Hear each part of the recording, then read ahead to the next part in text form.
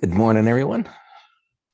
So this S&Ps, they are just stuck here, and we'll see if things can break one way or the other going into tomorrow. They're just pinned at this 4,700, where there's big open interest in calls and puts.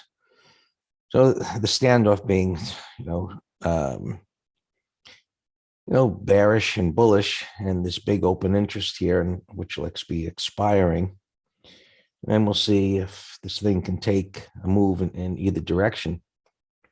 One of the scenarios that I've spoken about with this previous move up and this really shallow pullback was the possibility of an M top.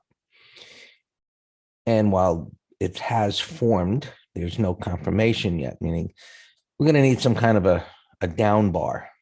It's ground its way up into the prior high after this shallow retracement, which our thoughts were the ideal scenario. Our thoughts are created by prior price patterns, and the ones that in this case would be ideal after a move up like this type of measured move, which left little significant support points. So within a move like that, what we'd like to see is prices pull back, and the biggest congestion that there is a corrective process during this whole move up were these several bars that went sideways there. So having some type of a pullback where this could have triggered by trading above a prior bar's high, failed and would have come down here, would have been the ideal scenario.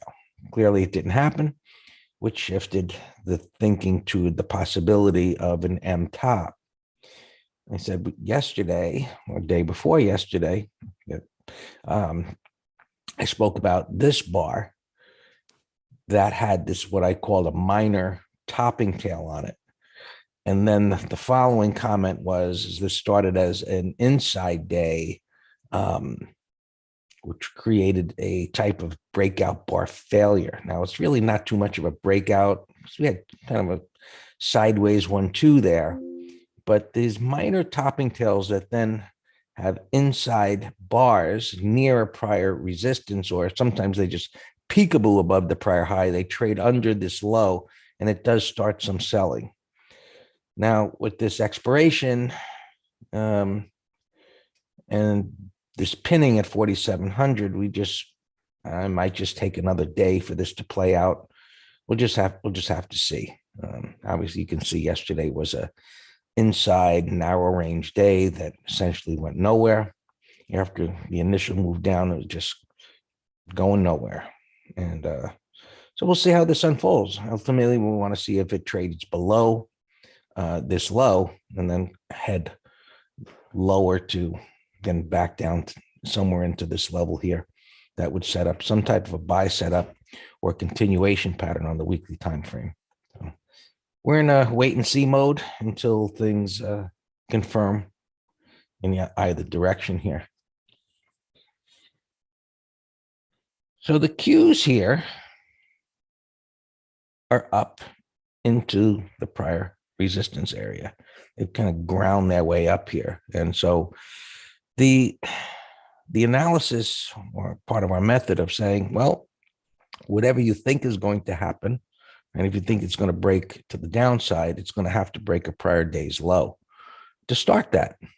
And we talked about this on the way up, which it never broke a prior day's low.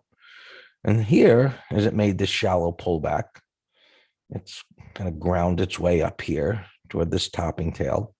It hasn't broken a prior day's low. You can see the hourly, same kind of buying that continued bar by bar, never breaking a prior day's low until the greater than 100% retracement and some sideways price action.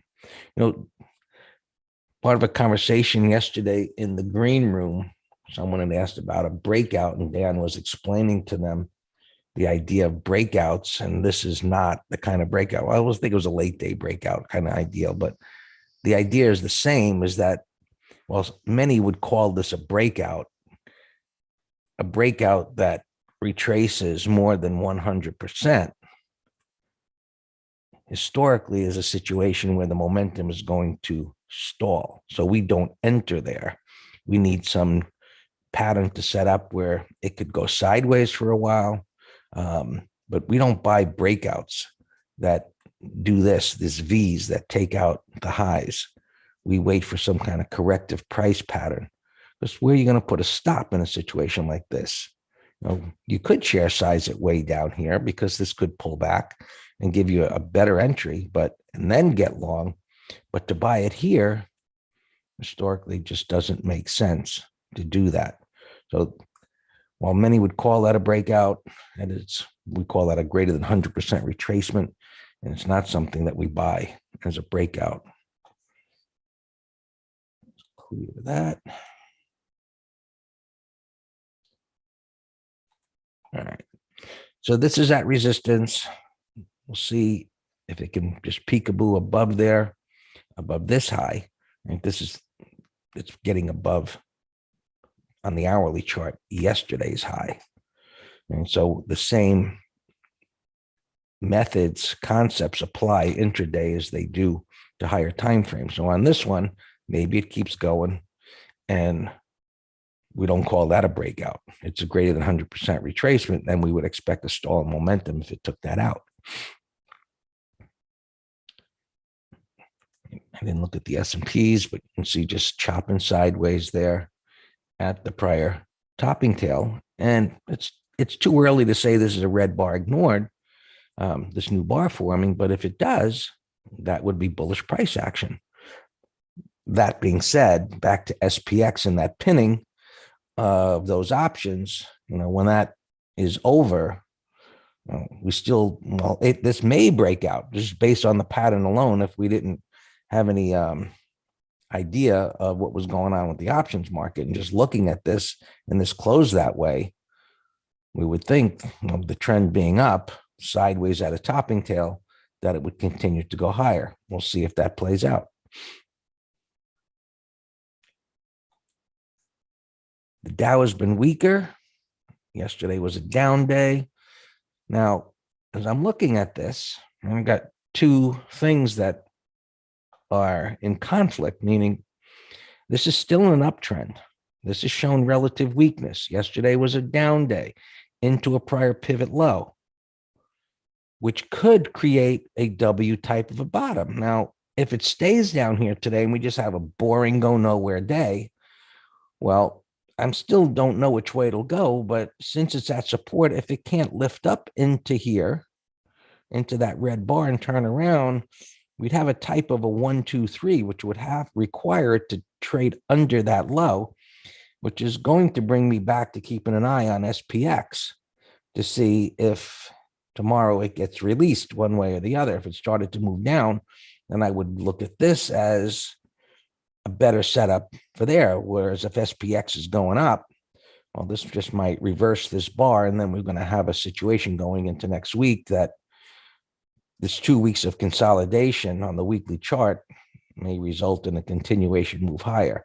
So, until we get some type of a pattern, we're just doing bar by bar analysis, just waiting for what we call an event that guides us to a direction. So once prices get extended short term, we look for corrective price action. And so far, the corrective price action hasn't done any damage to this uptrend. More so, it's just, pull back a little bit, chopping sideways, and going nowhere. Overall, bullish to neutral. Russell, which we've talked about, this big weekly breakout, which is bullish. This is more of your normal type of corrective price pattern where it comes down toward the 20. We've got these overlapping bars over here, a lower high, lower low, and this is where it starts to turn. So we'll be keeping an eye on this to see if this sets up a new buy. The way this came down is a more desirable pattern than what we've reviewed in the others. It pulls back a little bit more. It's got a more of a price correction. It's pulling back toward some type of support, toward a subjective reference point like a moving average. We'll see if this plays out. Silver and gold correcting a bit here. No real damage being done, especially the way the dollar's been moving up. And this is at resistance, but this is holding up pretty well. And look at that spike down and back up again. This is truly the MO of this market, and which has been happening across all instruments, where whether it's heavy selling or heavy buying, things just flip on a dime from one side to the other. It's really rather crazy to be happening across markets, and so often where we see something drop in such a powerful way and immediately reverse it and come back up again. Just, I don't think I've ever seen it happen as often as it has in this market. All right. Gold, similar type of price action, right back up again. So in this instance, would say it's bullish. In fact, why it fell like that, I don't know. Maybe there was some news. I see it's around 8:30, but anyway, it flipped all the way down and it came right back up again. It's consolidating after a nice momentum move higher. Applicable, the same thing, where it's the prior day is the support is the prior day's low. So even though things dip down, buyers step up again, doesn't break a prior day's low, and now it's correcting. Bullish price action. We assume this is going to go higher. It's the way it's acting right now. Crude oil, much more erratic, but breakdown up, down. It's at the 50 here. We look to the left. There is some congestion there. The weekly time frame is pulled back. Maybe it needs a little bit more, where it's pulled back. Well, if I just eyeball it, around 50% of the move, give or take, where it starts to make the turn in this area here. Maybe it takes into next week for that to happen. And Bitcoin correcting further.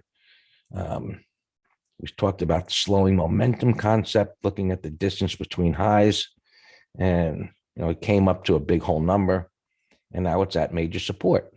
So the depth of this retracement, we talked about this in MT Live, not MT Live, in coaching last night, with trends and using moving averages. And we see where we talked about trends and being black and white, pivot highs, pivot lows, slowing momentum, the depth of retracement here. It hasn't broken down below that. So, but the depth of retracement here tells us now to move our bias to a more neutral sideways trend versus an uptrend. So the question is, will it break here or not? It might just break it today, and this greater than 100% retracement it may hit the 50, and this little support area you can see to the left there, aligned with the 50, could be where it just flips right back up again. Either way, it'll have violated the trend. It'll be in a sideways trading range, consolidating its gains. Overall, still bullish, but neutral price action right now, where it's correcting a bit. Transports, looking at the ETF, that a down day, correcting a bit more. It's on the 20. Support is down here. We talked about where it was on the weekly time frame. So maybe it needs a bit more. And I think we're going to kind of just go in toward the end of this week, today and tomorrow, with probably continuing to consolidate gains. And we'll just see if this actually plays out on SPX, where we do get some downward move. And again, a bar isn't done until it's done. So on a daily time frame, should this even break lower, at the end of the day, you'll be looking for it. Well, do we get a red bar? How big is the red bar? Or if it was a red bar in the middle of the day, did it turn into a bottoming tail bar? So we have this pattern that is developing here. I'll repeat, it's not complete yet. So we don't know whether this is going to turn out to be this M top that follows through to a larger correction, or whether it's an M top, and if it turns into a bottoming tail bar where it's just turns out to be corrective price action after this move up. So We continue to be in a mode of waiting for an event to guide whether a bigger correction or continuation pattern. And just peeking at interest rates here, they've been just whipping back and forth, the breakdown back up again. And, financials, let's take a look at that for a second. They started to roll over, whereas, coming into this week, we had this bottoming tail bar and, it's kind of grinding down and it kind of got above it and just got slammed back down again. So, his interest rates have been so erratic and kind of playing havoc with these, but another wait and see situation. Too many calls from McGrath saying at 47.50 at the Santa Claus sentiment, pullbacks will be shallow and what? Well, we shall see, McGrath. Whether it's a red bar that could be ignored or looking at open interests, or even worse, looking at a level 2, if that's your game, the markets can change on a dime. So unless you have a method that allows you or forces you to change your opinion, you will get stuck in the past. So while we explain things as what's happening in the moment, we always have 2 scenarios. So things can change very rapidly, especially in this current market environment. All yours, Dan.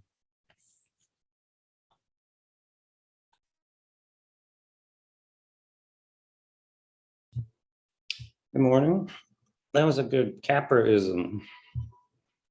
If you don't have a method to change your opinion, you're stuck in the past.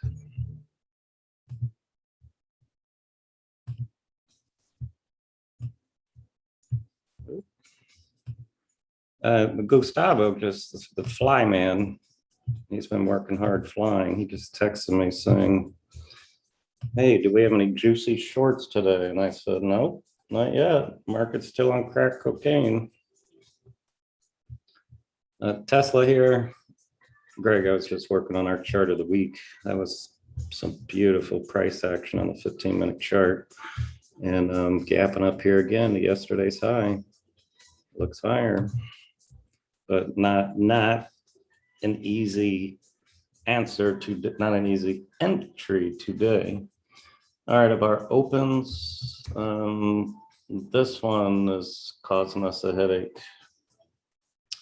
They are doing a secondary offering, and it was not acting right the last 2 days. So I really believe there was some leakage of that bad news, because now it's coming out, gapping to the bottom of the range here, that they're having that secondary offering. Hey, John. Yeah, Thomas, I'm going to go through my list first. Greg might type to you all, but that's so I can get through this. Okay. IONQs 33.85, gaps too big. What a beautiful igniting bar here on 10.27. Wow, with those 3 curling MAs. So back to KHC, we're moving the stop 30-minute low. GFS, I just saw on the news, CNBC, that they said this is a company that Ford is teaming up with to build parts. But it's off to a nice start, and it's getting a gap to all-time highs right now. I never had looked at it. This was an ugly 180 reversal yesterday, gapping down 31 bucks all the way down here to the 200, but that's an ugly reversal, ugly gap. That's not a good pattern to try to bottom fish. Billy, this was on our gap list yesterday on earnings, so it's just a continuation of getting whacked. Quick, I posted this as a core long. Do you see? You all know what my 4 charts are here. Bottom left daily, to the right weekly. This one monthly. Look at that beautiful monthly chart right there. That is amazing. And you know, we just in a wide range igniting weekly. We just got a share size at under last week's low, but that looks great. Why? Gapping up over this red bar. So failed sell setup, 57 bucks. There's nothing interesting there. Click was gapping up. Now it's a big old mess. Gapping down a little bit. Triple IV. That's a bearish close. I see one print up here, but it's not very liquid. We'll come back to it. Sono 3470. Gap in a resistance, but if it can get over, what's today? Thursday. If it can get over Tuesday's high, I think it looks higher. This Maxer I like. Look at the weekly.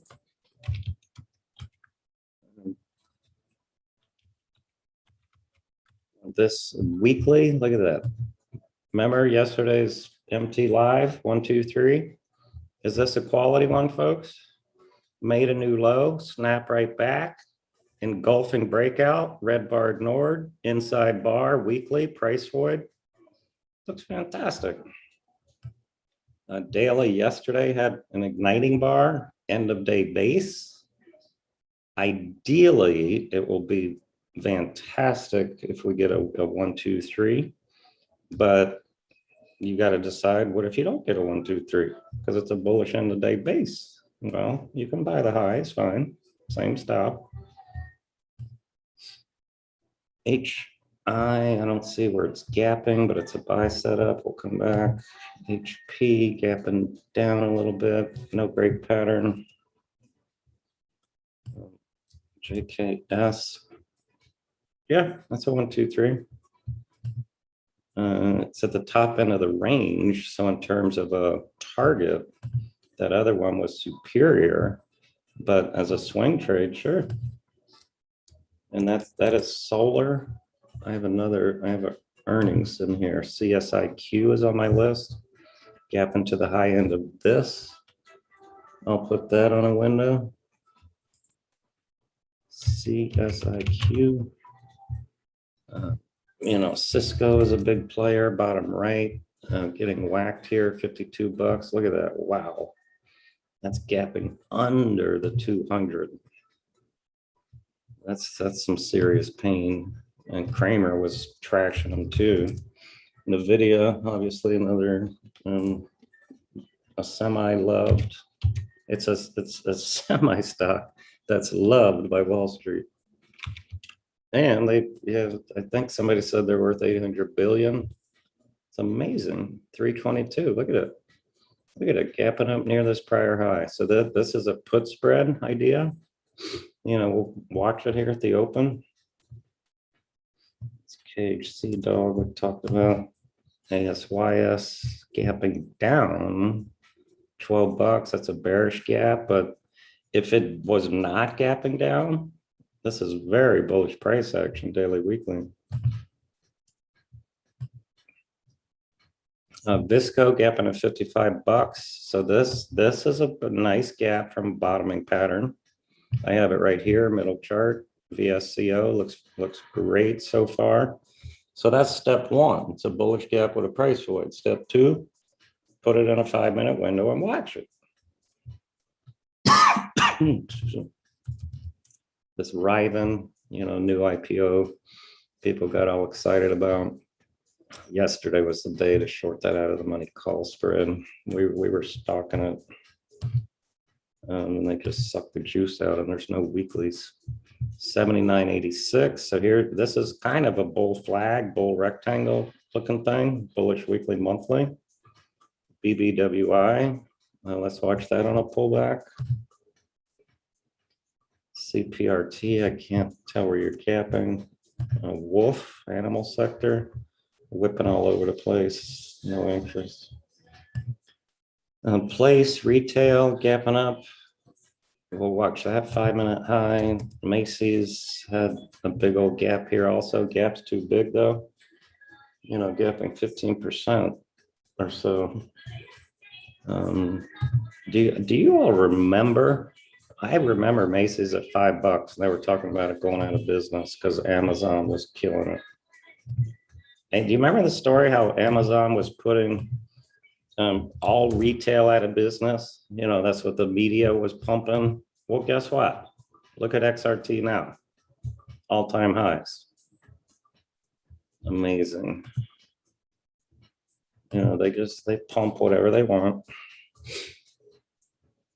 You know, on this inflation thing, I don't want to get too distracted right now, but you know, now you got some people saying, oh, well, it's good inflation. And Pelosi saying, well, you know, Republicans they want high prices. It's like, you're kidding me, right?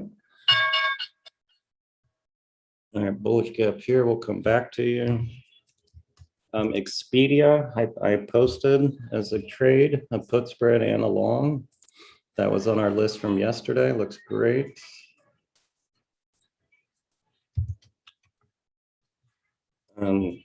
So 5-minute highs ago, the put spreads ago.